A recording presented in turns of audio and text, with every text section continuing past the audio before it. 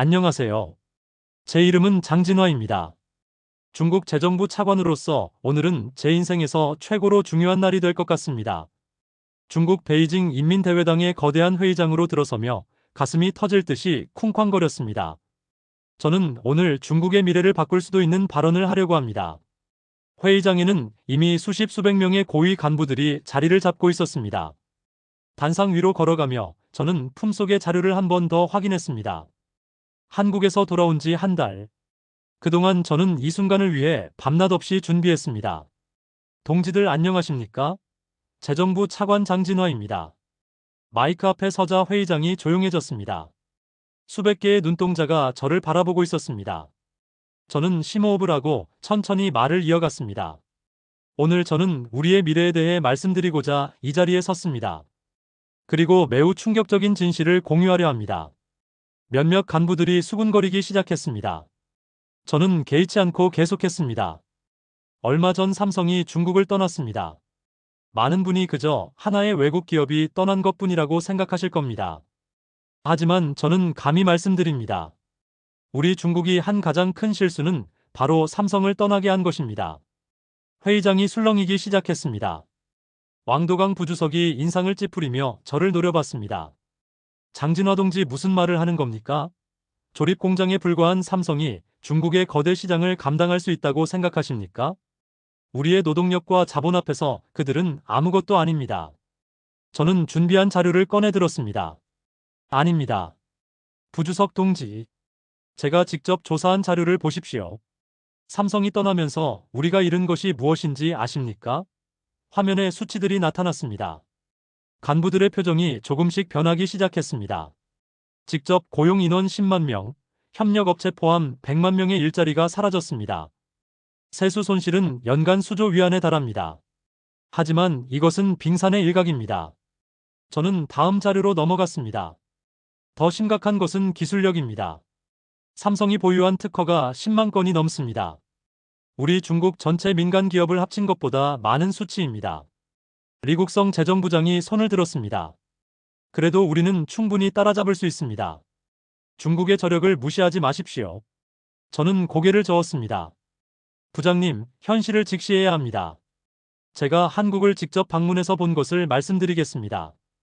그때 천정국 정치국 상무위원이 코웃음을 쳤습니다. 한국, 그 조그만 나라에서 뭘 배웠다는 겁니까? 역사적으로 우리의 속국이었던 나라 아닙니까? 바로 이런 인식이 문제였습니다. 저는 목소리를 높였습니다. 바로 그런 오만함이 우리를 망치고 있습니다. 동지들, 한국은 더 이상 우리가 무시할 수 있는 나라가 아닙니다. 저는 준비한 동영상을 틀었습니다. 서울의 현대적인 모습이 화면에 나타났습니다. 이것이 오늘날의 한국입니다.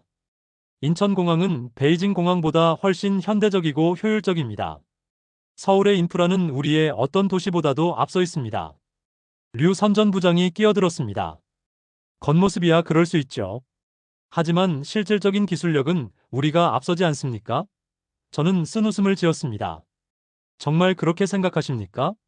그럼 이 자료를 보십시오. 화면에 반도체 기술 비교 자료가 나타났습니다. 현재 삼성의 반도체 기술은 우리보다 최소 20년은 앞서 있습니다. 우리가 지금 만드는 칩은 삼성이 10년 전에 만들던 수준입니다. 회의장이 조용해졌습니다. 저는 계속했습니다. 더 충격적인 사실을 알려드리겠습니다. 우리가 그토록 자랑하는 중국의 기술력. 그 실체가 무엇인지 아십니까? 저는 한국특허청에서 받은 자료를 공개했습니다. 작년 한 해 동안 중국 기업들이 한국 기업의 특허를 침해한 건수가 수만 건에 달합니다. 우리의 성장은 남의 것을 훔친 결과였습니다. 순간 회의장이 폭발했습니다. 무슨 망발을 하는 겁니까? 중국을 모독하는 겁니까? 매국노 같으니 저는 침착하게 손을 들어 조용히 해달라고 요청했습니다. 동지들 저도 인정하기 싫습니다. 하지만 이것이 현실입니다. 우리가 개발했다고 주장하는 기술들을 보십시오. 화면에 구체적인 사례들이 나타났습니다. 고속철도 기술은 독일과 일본에서 가져온 것입니다. 스마트폰 기술은 애플과 삼성을 베낀 것입니다. 전기차 배터리 기술도 한국과 일본 것을 복사한 것입니다. 주 과학기술부장이 벌떡 일어났습니다. 그것은 기술학습입니다. 모든 후발 국가가 거치는 과정이죠. 학습과 도둑질은 다릅니다. 부장님, 우리는 정당한 대가를 지불하지 않았습니다. 그냥 훔쳤을 뿐입니다. 저는 한국 기업들의 증언 영상을 틀었습니다. 한국 중소기업 사장들이 울먹이며 호소하는 모습이 화면에 나타났습니다. 10년간 개발한 기술을 중국에 뺏겼습니다. 중국에 샘플을 보냈더니 2달 후 똑같은 제품이 나왔습니다. 법적 대응에도 중국 법원은 자국 기업 편만 듭니다. 영상이 끝나자 회의장은 무거운 침묵에 빠졌습니다. 저는 말을 이었습니다. 동지들, 이것이 세계가 보는 중국의 모습입니다. 우리는 혁신하는 나라가 아니라 훔치는 나라로 인식되고 있습니다. 왕도강 부주석이 다시 발언했습니다. 설령 그렇다고 해도 우리에게는 거대한 시장이 있지 않습니까? 14억 인구의 힘을 무시하지 마십시오. 부주석님, 그 거대한 시장이 과연 우리의 힘일까요? 아니면 약점일까요? 저는 다음 자료를 보여줬습니다. 이것을 보십시오. 중국인들이 한국에 가서 구매하는 제품 목록입니다. 화장품, 전자제품, 의류, 식품. 왜 우리 국민들이 비싼 돈을 들여 한국 제품을 살까요? 답은 명확했습니다. 중국 제품을 신뢰하지 않기 때문입니다. 우리 국민조차 자국 제품을 믿지 않습니다. 이것이 과연 강대국의 모습입니까? 천 상무위원이 주먹으로 책상을 쳤습니다. 그만하십시오. 인구 5천만의 한국 따위가 뭐가 그리 대단하다고 이런 굴욕스러운 발언을 합니까? 5천년 역사의 중국 앞에서 고개 당연히 숙여야 하는데 무슨 배움을 논합니까? 한국 따위라고요? 상무위원님, 한국의 1인당 국민 소득이 우리의 3배가 넘습니다. 한국의 여권 파워는 세계 3위입니다. 우리는 몇 위입니까? 저는 숨을 고르고 계속했습니다. 한국 문화가 전 세계를 휩쓸고 있습니다. 한국 영화가 아카데미상을 받고 한국 음악이 빌보드 차트를 점령하고 한국 드라마가 넷플릭스를 지배합니다. 우리 중국 문화는 어떻습니까? 류문광 선전부장이 얼굴을 붉히며 말했습니다. 우리에게는 5천년의 유구한 역사가 있습니다. 역사에만 기대어 살 수는 없습니다. 부장님, 현재가 중요합니다. 그리고 미래는 더욱 중요합니다. 저는 가장 충격적인 자료를 꺼냈습니다. 이것은 중국 유학생들이 한국에서 쓴 글입니다. 우리의 미래 세대가 무엇을 느끼고 있는지 보십시오. 화면에 중국 유학생들의 고백이 나타났습니다. 중국이 부끄럽다. 매번 베끼기만 한다. 교수님 앞에서 고개를 들 수 없다. 중국 제품은 믿을 수 없어서 한국 제품만 산다. 회의장의 분위기가 점점 무거워졌습니다. 하지만 저는 멈추지 않았습니다. 동지들, 우리는 언제까지 자기 기만에 빠져 있을 겁니까? 한국은 작지만 강합니다. 우리는 크지만 약합니다. 이것이 현실입니다. 그때 노간부 한 분이 일어났습니다. 70이 넘은 황노산 원로였습니다. 장진화 동지, 당신은 한국 전쟁을 아십니까? 네, 알고 있습니다. 그때 우리가 그들을 짓밟았는데 지금 와서 그 잔당들에게서 배운다고요? 이것은 배신입니다. 바로 이런 과거 지향적 사고가 문제였습니다. 원로님, 그것은 70년 전 일입니다. 세상은 변했습니다. 과거에 갇혀 있으면 미래가 없습니다. 황노산 원로가 지팡이를 두드리며 말했습니다. 그래도 한국은 미국의 앞잡이 아닙니까? 우리의 적인 나라에서 뭘 배운다는 겁니까? 적이 아니라 경쟁자입니다. 그리고 경쟁자에게서 배우는 것이야말로 진정한 지혜입니다. 저는 마지막 자료를 준비했습니다. 동지들, 이것을 보십시오. 최근 5년간 중국을 떠난 외국 기업 목록입니다. 끝없이 이어지는 기업들, 간부들의 표정이 어두워졌습니다. 왜 그들이 떠났을까요? 우리의 시장이 작아서가 아닙니다. 우리를 신뢰할 수 없어서입니다. 저는 목소리에 힘을 주었습니다. 이제는 변해야 합니다. 훔치기를 멈추고 창조해야 합니다. 오만을 버리고 겸손해져야 합니다. 한국을 무시할 것이 아니라 배워야 합니다. 순간 회의장이 다시 폭발했습니다. 반역이다. 중국의 자존심을 팔아먹는 놈. 당장 끌어내라. 하지만 저는 끝까지 말했습니다. 동지들, 진정한 애국은 불편한 진실을 말하는 것입니다. 거짓 자부심에 취해 있으면 우리에게 미래는 없습니다. 그때 호국강 당 총서기가 손을 들어 조용히 시켰습니다.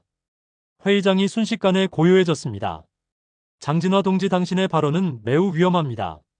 알고 있습니다. 총석이 동지. 하지만 누군가는 진실을 말해야 합니다. 총석이가 천천히 말했습니다. 당신이 말하는 한국 그들이 정말 우리보다 앞서 있다고 생각합니까? 숫자가 말해줍니다. 기술 특허, 1인당 소득, 교육 수준, 국가 신용도 모든 면에서 그들이 앞서 있습니다. 하지만 우리에게는 14억 인구가 있습니다. 양보다 질이 중요합니다. 총석이 동지. 14억이 모두 가짜를 만들면 무슨 소용입니까? 회의장이 다시 술렁였습니다. 저는 계속했습니다. 한국의 인구는 5천만입니다. 우리의 28분의 1입니다. 그런데 그들의 수출액은 우리의 4분의 1이 넘습니다. 인구 대비로 따지면 7배나 많이 수출하는 겁니다. 수치 앞에서는 할 말이 없었습니다. 저는 감정을 담아 호소했습니다. 동지들, 저는 중국을 사랑합니다. 그래서 이런 아픈 진실을 말하는 겁니다. 우리가 계속 이렇게 간다면 영원히 이류 국가로 남을 겁니다. 리국성 재정부장이 조심스럽게 물었습니다. 그럼 어떻게 해야 한다는 겁니까?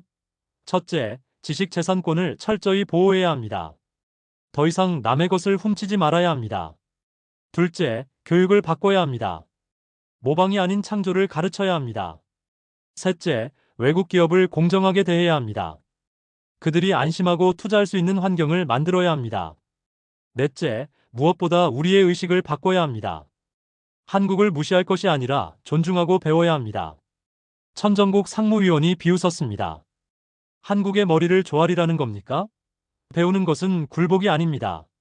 진정한 강자는 누구에게서든 배울 수 있는 사람입니다. 저는 마지막으로 준비한 영상을 틀었습니다.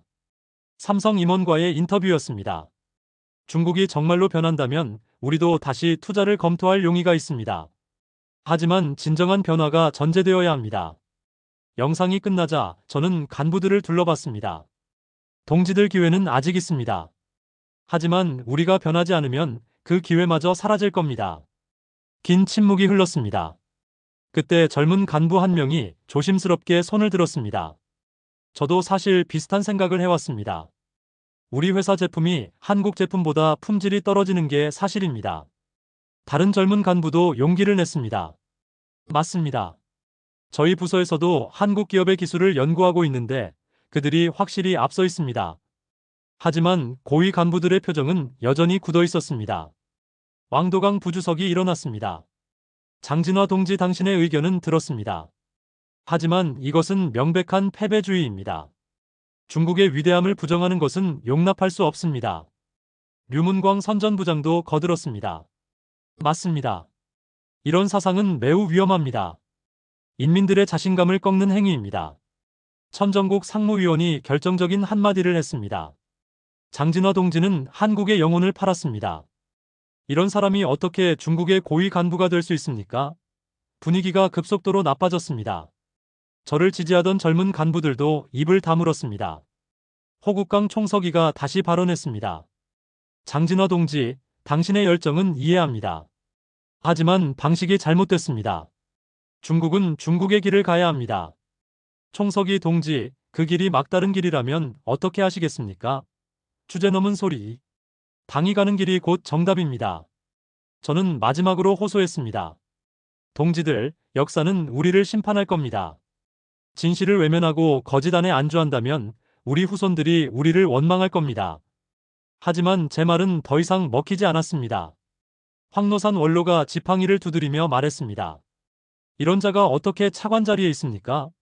당장 해임해야 합니다. 다른 원로들도 동조했습니다. 맞습니다. 사상이 불순합니다. 한국에 세뇌당한 것이 분명합니다. 회의장은 저를 성토하는 목소리로 가득 찼습니다. 총서기가 손을 들어 정리했습니다. 장진화 동지의 차관직을 박탈합니다. 또한 모든 공직에서 물러나도록 하십시오. 청천벽력 같은 선고였습니다. 30년 공직 생활이 한순간에 끝났습니다. 저는 천천히 자료를 정리했습니다. 마이크에 대고 마지막 말을 했습니다. 언젠가 제 말이 옳았다는 것을 깨달을 날이 올 겁니다. 그때는 너무 늦었을 수도 있지만요. 회의장을 나서는 제 등 뒤로 야유가 쏟아졌습니다. 배신자 매국노 한국에게. 복도로 나오자 다리에 힘이 풀렸습니다. 벽에 기대어 서서 한참을 멍하니 있었습니다. 그때 젊은 간부 한 명이 조심스럽게 다가왔습니다. 회의장에서 저를 지지했던 사람이었습니다. 장진화 선생님 됐습니다. 당신까지 피해볼 필요 없습니다. 아닙니다. 저는 선생님 말씀이 옳다고 생각합니다. 하지만 그는 주위를 살피며 목소리를 낮췄습니다. 이 나라에서는 진실을 말하면 이렇게 됩니다. 죄송합니다. 도와드리지 못해서 저는 쓸쓸히 웃었습니다. 괜찮습니다. 당신이라도 진실을 아는 것으로 충분합니다. 인민대회당을 나서며 뒤를 돌아봤습니다. 거대하고 위협적인 건물이 마치 거짓의 성처럼 보였습니다. 택시를 타고 집으로 가는 길 창밖으로 베이징의 거리가 스쳐 지나갔습니다. 고층 빌딩들이 즐비했지만 왠지 모두 속이 빈 것처럼 느껴졌습니다. 한국에서 본 서울의 거리가 떠올랐습니다. 규모는 작았지만 활기가 넘쳤고 무엇보다 진짜였습니다. 집에 도착하자 아내가 걱정스러운 표정으로 맞았습니다.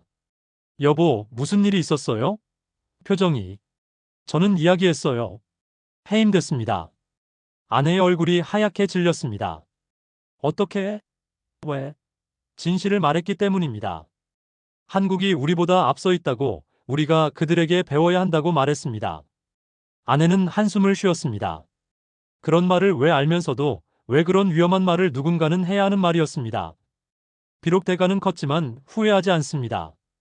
그날 밤 저는 컴퓨터 앞에 앉았습니다. 오늘 있었던 일을 기록으로 남기고 싶었습니다. 진실을 말하다 쫓겨난 날이라는 제목으로 글을 쓰기 시작했습니다. 인민회의에서 있었던 일을 상세히 기록했습니다. 제가 제시한 자료들, 간부들의 반응, 그리고 결국 해임되기까지의 과정을요. 글을 쓰면서 여러 생각이 스쳐 지나갔습니다. 중국은 정말 변할 수 있을까? 저 거대한 관료 체제 속에서 진실의 목소리가 살아남을 수 있을까? 한국처럼 작지만 강한 나라가 될 수 있을까? 아마 제가 살아있는 동안은 어려울지도 모릅니다. 하지만 언젠가는 변할 거라고 믿습니다. 제가 오늘 뿌린 씨앗이 언젠가는 싹을 키울 거라고 믿습니다. 글을 마치고 창밖을 바라봤습니다. 베이징의 밤하늘은 여전히 뿌였지만 어딘가에는 별이 빛나고 있을 겁니다. 제 공직 생활은 끝났지만 새로운 시작일 수도 있습니다. 이제는 자유롭게 진실을 말할 수 있으니까요.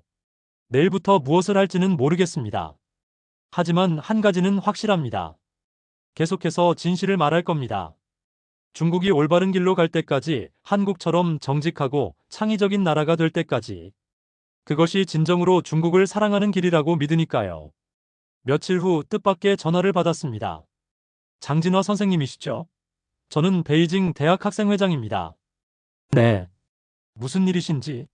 선생님의 인민회의 발언이 학생들 사이에서 화제입니다. 특강을 해주실 수 있을까요? 잠시 망설였습니다. 또 다른 탄압이 있을 수도 있으니까요.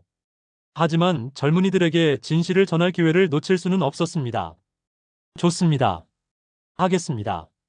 강연 당일 대강당은 학생들로 가득 찼습니다. 호기심 어린 눈빛들이 저를 바라보고 있었습니다. 여러분, 저는 며칠 전 진실을 말했다가 모든 것을 잃었습니다. 하지만 후회하지 않습니다. 학생들이 집중하기 시작했습니다. 오늘 저는 여러분께 제가 한국에서 본 것, 느낀 것을 있는 그대로 전하려 합니다. 불편할 수도 있지만 우리의 미래를 위해 꼭 알아야 할 진실입니다. 2시간 동안 열정적으로 강연했습니다. 한국의 기술력, 정직한 기업 문화, 창의적인 교육 시스템에 대해 말했습니다. 그리고 우리 중국이 얼마나 뒤처져 있는지, 왜 변해야 하는지를 설명했습니다. 강연이 끝나자 학생들의 질문이 쏟아졌습니다. 선생님, 정말 한국이 그렇게 앞서 있나요? 숫자가 말해줍니다. 감정이 아닌 사실을 봐야 합니다. 그럼 우리는 어떻게 해야 하나요? 먼저 인정하는 것부터 시작해야 합니다. 그리고 정직하게 노력해야 합니다. 베끼지 말고 창조해야 합니다. 한 여학생이 눈물을 글썽이며 말했습니다. 저는 한국 문화를 좋아하는데 주변에서 매국노라고 욕해요. 이제야 제가 틀리지 않았다는 걸 알았어요. 좋은 것을 좋다고 인정하는 것은 매국이 아닙니다. 오히려 배우려 하지 않는 것이 진짜 매국입니다. 강연이 끝난 후 많은 학생들이 저를 둘러쌌습니다. 선생님, 용기를 주셔서 감사합니다. 이제 저희가 중국을 바꿔나가겠습니다. 한국에서 배운 것들을 더 자세히 알려주세요. 그들의 열정적인 모습에서 희망을 받습니다. 비록 저는 쫓겨났지만 이 젊은이들이 변화를 끌어낼 수도 있을 겁니다. 집으로 돌아오는 길 문득 생각했습니다. 어쩌면 제가 인민회의에서 쫓겨난 것이 오히려 다행일지도 모릅니다. 이제는 자유롭게 진실을 전파할 수 있으니까요. 그날 이후 저는 각지를 돌며 강연했습니다. 대학, 기업, 시민단체 어디든 불러주는 곳이면 갔습니다. 물론 압력도 있었습니다. 장진화 그만해. 더 이상 문제를 일으키지 마. 옛 동료들의 경고 전화가 수시로 왔습니다. 하지만 멈출 수 없었습니다. 한국에서 받은 충격 그리고 중국의 미래에 대한 걱정이 저를 움직이게 했습니다. 어느 날 상하이의 한 기업에서 강연하고 있었습니다. 여러분, 삼성이 왜 떠난 이유가 무엇인지 아십니까? 우리가 그들의 기술을 존중하지 않았기 때문입니다. 그때 청중 속에서 한 남자가 일어났습니다. 당신이 그 유명한 매국노 장진화군요. 순간 강연장이 얼어붙었습니다. 네, 저는 장진화입니다. 하지만 매국노는 아닙니다. 오히려 진정한 애국자라고 생각합니다. 중국을 욕하는 게 애국입니까? 욕하는 게 아니라 사실을 말하는 겁니다. 병을 고치려면 먼저 병을 인정해야 하지 않습니까? 그 남자는 씩씩거리며 나갔지만 다른 청중들은 끝까지 남아 제 말을 들었습니다. 강연이 끝난 후 한 중년 기업가가 다가왔습니다. 장진화 선생님, 사실 저도 비슷한 경험이 있습니다. 독일 기업과 합작했는데 우리 회사가 그들의 기술을 몰래 빼돌리려 했어요. 결국 독일 기업이 떠났죠. 그래서요. 이제야 깨달았습니다. 신뢰를 잃으면 모든 것을 잃는다는 것을요. 선생님, 말씀이 맞습니다. 우리가 변해야 해요.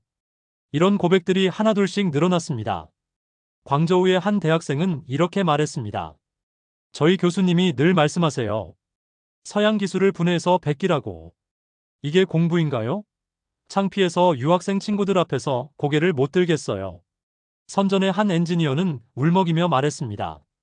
10년간 한국 회사 제품만 카피했습니다. 이제는 독자 개발을 하고 싶은데 방법을 모르겠어요. 베끼는 것만 배웠으니까요. 이런 이야기들을 들을 때마다 가슴이 아팠습니다. 하지만 동시에 희망도 느꼈습니다. 문제를 인식하는 사람들이 늘어나고 있으니까요. 시간이 흐르면서 변화의 조짐이 보이기 시작했습니다. 몇몇 기업들이 자체 기술 개발에 투자하기 시작했고, 일부 대학에서는 창의성 교육을 도입했습니다. 작은 변화였지만 시작이었습니다. 그러던 어느 날 또 다른 전화를 받았습니다. 장진화 선생님, 저는 화신일보 기자입니다. 선생님과 인터뷰하고 싶은데요. 정부 언론이 절 인터뷰하겠다고요? 네. 최근 지식재산권 보호에 대한 특집을 준비 중입니다. 선생님의 의견이 필요합니다. 놀라웠습니다. 정부도 조금씩 변하고 있는 걸까요? 인터뷰는 조심스럽게 진행됐지만 저는 여전히 솔직하게 말했습니다. 중국이 진정한 혁신 국가가 되려면 베끼기를 멈춰야 합니다. 한국을 보십시오. 그들은 정직하게 혁신해서 성공했습니다. 기자가 조심스럽게 물었습니다. 한국을 너무 미화하는 것 아닙니까? 미화가 아니라 사실입니다. 물론 한국도 완벽하지 않습니다. 하지만 적어도 그들은 남의 것을 훔치지 않습니다. 인터뷰가 실제로 보도될지는 의문이었지만 적어도 이런 시도가 있다는 것 자체가 의미 있었습니다. 그로부터 한 달 후 충격적인 소식을 들었습니다. 장진화 선생님 보셨습니까? 정부가 지식재산권 보호 강화 정책을 발표했어요. 제자처럼 따르던 젊은 공무원의 전화였습니다. 정말입니까? 네. 비록 작은 시작이지만 선생님이 뿌린 씨앗이 싹을 틔우고 있는 것 같아요. 가슴이 뭉클했습니다. 제가 모든 것을 잃고 외친 목소리가 조금이나마 영향을 미쳤다니. 하지만 아직 갈 길은 멀었습니다. 정책 하나 바뀐다고 해서 오랜 관행이 하루아침에 사라지지는 않으니까요. 며칠 후 뜻밖의 손님이 찾아왔습니다. 인민회의에서 저를 비난했던 젊은 간부였습니다. 장진화 선생님 저를 기억하시는지? 물론 기억합니다. 무슨 일로 오셨습니까? 그는 머뭇거리다가 고개를 숙였습니다. 사과하러 왔습니다. 그때 제가 가만히 있어야 했는데 저도 윗사람들 눈치를 봐야 해서 그러지 못하였습니다. 하지만 선생님이 옳았습니다. 최근 저희 부서에서 한국 기업들과 협력을 추진하고 있는데 그들의 수준에 충격을 받았습니다. 선생님 말씀이 모두 사실이었어요. 그는 서류 봉투를 꺼냈습니다. 이건 제가 조사한 자료입니다. 중국 기업들의 기술 도용 실태입니다. 선생님이 활용하시면 좋을 것 같아서 받아든 자료는 충격적이었습니다. 제가 파악한 것보다 훨씬 심각한 수준이었습니다. 이걸 제게 주셔도 됩니까? 위험할 텐데. 누군가는 진실을 알려야 하지 않겠습니까? 선생님이 그 역할을 하고 계시잖아요. 그가 떠난 후 저는 깊은 생각에 잠겼습니다. 변화는 느리지만 확실히 일어나고 있었습니다. 비록 제가 공직에서 쫓겨났지만 오히려 더 큰 역할을 하고 있는지도 모릅니다. 다음날 저는 새로운 글을 쓰기 시작했습니다. 중국의 미래를 위한 재현이라는 제목으로 한국에서 배운 교훈들을 정리하고 중국이 나아가야 할 방향을 제시했습니다. 특히 강조한 것은 정직과 창의성이었습니다. 한국이 작지만 강한 이유는 단순합니다. 그들은 정직하게 일하고 창의적으로 생각합니다. 우리도 할 수 있습니다. 아니, 해야만 합니다. 글을 인터넷에 올리자 폭발적인 반응이 있었습니다. 찬성과 반대가 극명하게 갈렸지만 적어도 사람들이 이 문제에 대해 생각하기 시작했다는 것이 중요했습니다. 한 네티즌의 댓글이 특히 기억에 남습니다. 장진화 선생님, 당신은 현대판 루신입니다. 불편한 진실을 말하는 용기에 감사드립니다. 루신의 비유 대단히 과분했지만 그만큼 제 메시지가 전달되고 있다는 증거였습니다. 그러나 여전히 저항은 컸습니다. 어느 날 밤 집에 돌을 던지는 사람들이 있었습니다. 매국노, 한국의 개 아내와 아이들이 무서워했지만 저는 굴하지 않았습니다. 진실을 말하는 것이 죄라면 저는 기꺼이 죄인이 되겠습니다. 그런 협박에도 불구하고 저를 지지하는 사람들이 늘어났습니다. 특히 해외에서 일하거나 공부한 경험이 있는 사람들이 적극적으로 동조했습니다. 저도 미국에서 일할 때 느꼈습니다. 중국 제품에 대한 인식이 얼마나 나쁜지 모두 카피 제품으로 취급받아요. 유럽에서는 중국 기업과 계약하기를 꺼립니다. 기술을 도용당할까 봐서요. 일본 회사는 아예 핵심 기술은 중국에 가져오지도 않습니다. 이런 증언들이 쌓이면서 변화의 필요성을 느끼는 사람들이 많아졌습니다. 그리고 마침내 예상치 못한 일이 일어났습니다. 장진화 선생님 들으셨어요? 화웨이 CEO가 기자회견에서 베끼기로는 더 이상 세계 정상에 설 수 없다. 라고 직접 말했어요. 이건 선생님이 발언하신 이후의 첫 변화예요. 작은 균열이 시작됐습니다. 한 기업의 변화가 다른 기업들에도 영향을 미치기 시작했습니다. 물론 아직도 대부분의 기업은 구태를 벗지 못하고 있었지만 적어도 시작은 됐습니다. 저는 계속해서 글을 쓰고 강연을 했습니다. 한국의 삼성, LG, 현대를 보십시오. 그들은 처음부터 강하지 않았습니다. 하지만 정직하게 노력해서 세계적 기업이 됐습니다. 우리도 할 수 있습니다. 14억의 인재가 있지 않습니까? 문제는 그들이 베끼기만 배웠다는 겁니다. 이제는 창조를 가르쳐야 합니다. 그것이 진정한 교육입니다. 시간이 흐르면서 저는 깨달았습니다. 비록 인민회의에서 쫓겨났지만 오히려 더 많은 일을 할 수 있게 됐다고 공직에 있었다면 이렇게 자유롭게 말할 수 없었을 겁니다. 어느 날 코리아 뉴스 TV에서 인터뷰 요청이 왔습니다. 장진화 선생님의 용기 있는 발언이 한국에서도 화제입니다. 인터뷰를 해주실 수 있을까요? 잠시 고민했지만 수락했습니다. 한중 관계 개선을 위해서라도 솔직한 대화가 필요했으니까요. 한국은 중국에게 좋은 스승입니다. 우리가 겸손하게 배운다면 함께 발전할 수 있습니다.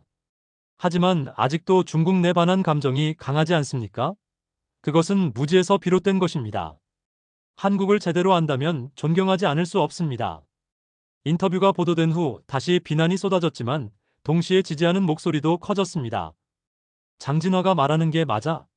우리가 너무 오만했어. 한국 제품이 비싼 이유가 있었구나. 품질이 좋으니까 이제는 정말 변해야 할 때다.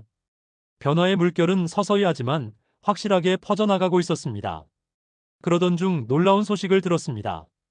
선생님, 베이징 대학에서 한국학 연구소를 설립한대요. 한국의 발전 모델을 연구하겠다고. 정말입니까? 네. 그리고 소장 후보로 선생님을 추천했다는 소문이. 물론 실현 가능성은 낮았지만 이런 논의가 나온다는 것 자체가 큰 변화였습니다. 저는 문득 생각했습니다. 그날 인민회의에서 제가 한 발언이 씨앗이 되어 이런 변화를 만들어내고 있구나. 비록 저는 계급을 잃었지만 더 큰 것을 얻었는지도 모릅니다. 진실을 말할 자유 그리고 변화를 이끌어낼 기회를. 며칠 후 뜻밖의 편지를 받았습니다. 발신자는 호국강 총석이었습니다. 장진화 동지, 그때는 당의 입장상 어쩔 수 없었습니다. 하지만 당신이 말한 한국의 정직과 창의에 관한 내용이 정말 일리가 있다는 것을 이제는 압니다. 당신이 옳았을지도 모릅니다. 짧은 편지였지만 의미는 컸습니다. 최고 지도자도 변화의 필요성을 느끼기 시작했다는 신호였으니까요. 저는 답장을 썼습니다. 총석이 동지, 저는 여전히 중국을 사랑합니다. 그래서 불편한 진실을 말한 것입니다. 이제라도 변한다면 늦지 않았습니다. 답장은 오지 않았지만 그것으로 충분했습니다. 돌이켜보면 그날의 인민회의는 제 인생의 전환점이었습니다. 공직에서는 쫓겨났지만 더 큰 사명을 갖게 됐습니다. 중국을 변화시키는 것, 한국처럼 작지만 강한 나라로 만드는 것. 그 길은 멀고 험하지만 포기하지 않을 겁니다. 왜냐하면 저는 한국이라는 작은 나라가 이룬 기적을 봤으니까요. 그리고 믿으니까요. 중국도 변할 수 있다고. 정직하고 창의적인 나라가 될 수 있다고. 오늘도 저는 펜을 듭니다. 진실을 기록하고 변화를 촉구하기 위해, 언젠가 중국이 진정한 강대국이 되는 그날까지. 그날이 오면 저는 자랑스럽게 말할 겁니다. 저는 그 변화의 시작점에 있었습니다. 비록 대가는 컸지만 후회하지 않습니다. 그것이 제가 걸어온 길이고 앞으로도 걸어갈 길입니다. 오늘도 끝까지 시청해주셔서 고맙습니다. 구독과 좋아요는 저에게 큰 힘이 됩니다.